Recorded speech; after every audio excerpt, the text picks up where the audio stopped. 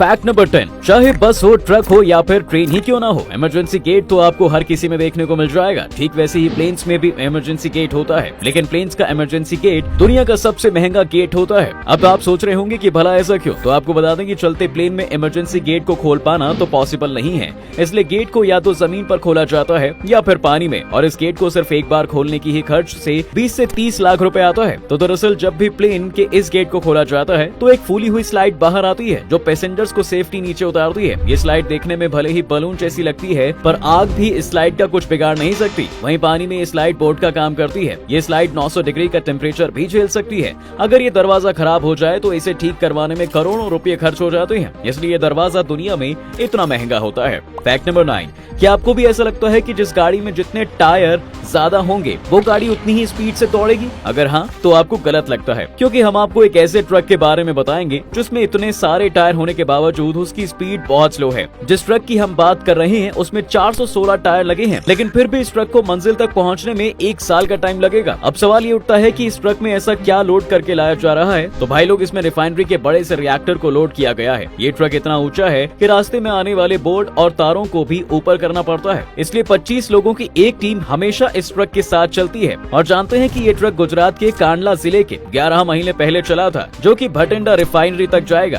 Fact number 8, भाई हम Indians के घर में कोई भी चीज खराब हो जाए या पुरानी हो जाती है तो हम उसे कबाड़ी वाले को देने में मिनट भी नहीं लगाते। लेकिन क्या आपने सोचा है कि ट्रेन के सालों पुराने और खराब इंजन का क्या किया जाता होगा? अब बहुत से लोग बोलेंगे कि इसे भी कबाड़ में दे दिया जाता होगा, तो इसका जवाब है हाँ, लेकिन ये कोई हमारी गली मोहल्ले वाले कबाड़ी नहीं होते, बल्कि ये कबाड़ी वाले स्पेशली ट्रेन के पार्ट ही लेते हैं, जो कि ट्रेन के पुराने इंजन को स्क्रैप के लिए भेज देते हैं। स्क्रैपिंग के बाद बिल्कुल छोटे छोटे टुकड़े हो जाते हैं, जिनको फिर से रीयूज किया जाता है। फैक्ट नंबर 7, जैसे कि प्लेन्स आसमान में उड़ते हैं, लेकिन आसमान में एक और चीज उड़ती है, वो है हमारी बर्ड्स। लेकिन क्या आपको पता है कि हर साल ना जाने कितने बर्ड्स प्लेन्स के इंजन से टकराने में अपनी जान गंवा देते हैं? खैर, ये तो गलती से हुई घटना है, लेकिन क्यों बर्ड्स को जानबूझकर प्लेन्स के इंजन में डाला जाता है? दरअसल ये प्लेन की टेस्टिंग के ड्यूरिंग किया जाता है, वो भी ये देखने के लिए कि अगर कोई भी बर्ड चलते प्लेन के इंजन से टकरा जाए तो इससे प्लेन्स को कोई नुकसान तो नहीं होगा। इस टेस्टिंग को बर्ड स्ट्राइक टेस्ट कहते हैं। क्या लगता है आपको कि ये टेस्टिंग कितनी सही है? हमें कमेंट करके जरूर बताइएगा।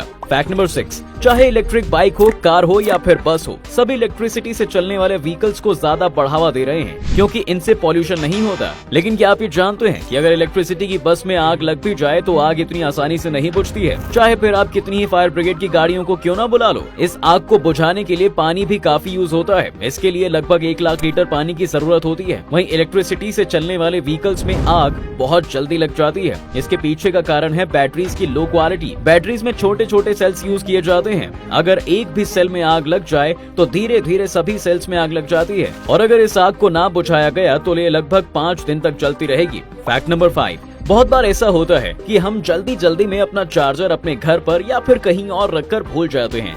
तब फिर हम फोन को चार्ज करने के लिए दूसरों के चार्जर मांगते हैं। लेकिन अब आप अपने हाथों से ही अपने फोन से लेकर लैपटॉप तक को चार्ज कर पाओगे। तो दरअसल चाइना ने एक ऐसे चार्जर सर्किट को बनाकर तैयार कर लिया है जिसे ह्यूमन बॉडी में फिक्स किया जा सकता है। अब आप ये सोचेंगे कि इस सर्किट को चार्जिंग के लिए इलेक्ट्रिसिटी कहाँ से मिलेगी, तो आपको बता दें कि ये ह्यूमन बॉडी में फिक्स की गई एक चिप शरीर के हीट और सनलाइट की मदद से वायरलेसली मोबाइल फोन और लैपटॉप को चार्ज कर देगी। इसके लिए बस आपको अपने डिवाइस को हाथ के उस जगह पर रखना है जहां चिप लगाई गई है। डिवाइस के हाथों के ऊपर रखते ही आपका डिवाइस चार्ज होना शुरू हो जाएगा। फैक्ट नंबर 4, आज के टाइम में अंतरिक्ष में ज्यादा से ज्यादा रॉकेट भेजे जा रहे हैं। इसी के साथ इलॉन मस्क तो लगभग 10 लाख लोगों को मार्स पर बसाना चाहते हैं। लेकिन क्या आपने सोचा है कि जब एक पैसेंजर प्लेन को उड़ाने में इतना ज्यादा फ्यूल यूज होता है, तो वैसे ही रॉकेट को अंतरिक्ष तक भेजने के लिए कितना फ्यूल यूज होता होगा? इन रॉकेट्स में हर सेकंड 5000 लीटर फ्यूल यूज होता है। तो इस हिसाब से जितनी देर तक रॉकेट चलता रहता है उसमें पर सेकंड 5000 लीटर के अकॉर्डिंग फ्यूल यूज होता रहता है। इसी के साथ रॉकेट में रखे गए 1 किलो तक के सामान में 100 किलो का फ्यूल यूज होता है। फैक्ट नंबर 3, प्लेन्स के इंजन इतने स्ट्रॉन्ग होते हैं कि ये भारी से भारी चीज को भी अपनी ओर खींच सकते हैं। आसमान में उड़ते टाइम न जाने कितने बर्ड्स इस इंजन से टकराकर अपनी जान गंवा देते हैं। तो क्या आपने कभी सोचा है कि ऐसे इस इंजन पर जाली लगाकर इसको कवर क्यों नहीं किया जाता, ताकि बर्ड्स को बचाया जा सके?